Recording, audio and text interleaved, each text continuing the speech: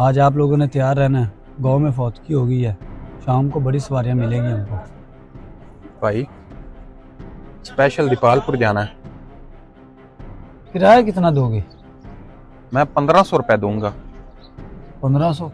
ओ नहीं नहीं, 1500 बहुत कम है। 2000 लूंगा, इससे कम नहीं। अच्छा। यार 1500 रुपये मुनासिब है। 500 का पेट्रोल और 1000 रुपये आपकी बचत। ओ नहीं नहीं भाई, 2000 से कम नहीं लूंगा। और ना ही हम में से कोई 2000 से कम जाएगा। जाने दो यार, वापस फिर अपने पास ही आएगा।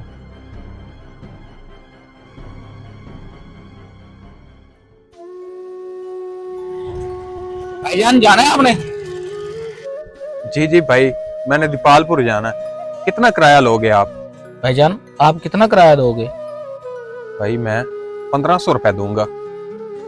मैं 1400 भी ले चलता हूँ, आ जाए आप बैठे।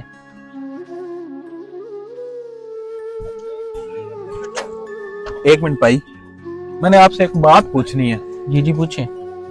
भाई आपने बहस क्यों नहीं की? वो पिछले रक्षे वाले को मैंने 1500 कहा तो उन्होंने कहा हम लोग 2000 से कम नहीं जाएंगे।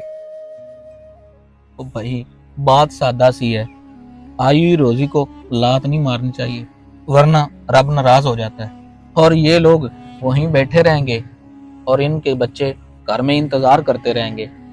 और जब आपको छोड़ने जाऊंगा तो मुझको 1000 रुपया बच जाएगा, और हो सकता है वापसी पर भी कोई ना कोई सवारी मिल जाए।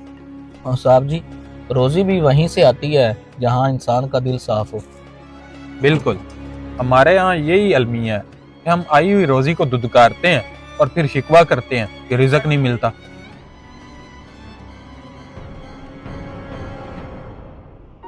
जो हलाल रोज़ी को इज़्ज़त देता है, अल्लाह ताला उसके लिए रास्ते खुद ब खुद बना देते हैं।